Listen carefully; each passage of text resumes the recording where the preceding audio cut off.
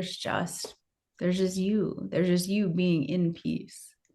And yeah, I'm monologuing right now, but I would like to hear about your experiences, Chris, about how you feel like before you release chords and how the people that you do healing with feel before they release chords, and then how do they feel after? What is that? What has been your experience of that? I absolutely loved what you said because as much as I do love Michael and his work and Archangel Michael, it is interesting because what you said, because to me, releasing a chord, having a chord is all about understanding and understanding that chord. What did that chord represent in my life? What did it represent in my past life?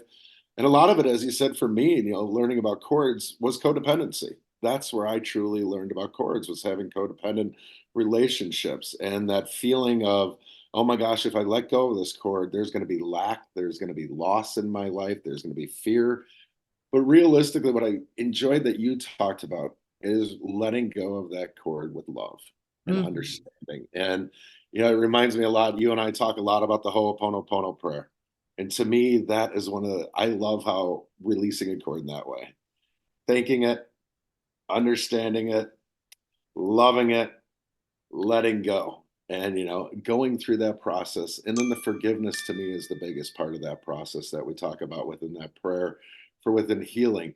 And it's forgiveness of self and it's forgiveness of others. And I think, to pull back from one of your great tools of the trade from way back in the day is sending it back with love and consciousness. It reminds me a lot of what you've always said in the past, but we also hear from Ram Dass too, is sending back with that love, that passion, that consciousness, and giving it back.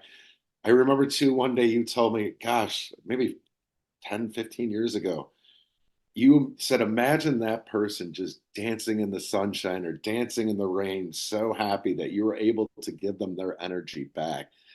So to me, yes, going in and chopping that thing with a sword or an axe or whatever it is can be very angry. It's funny when I used to do that, I could literally feel Michael's sword go right across me.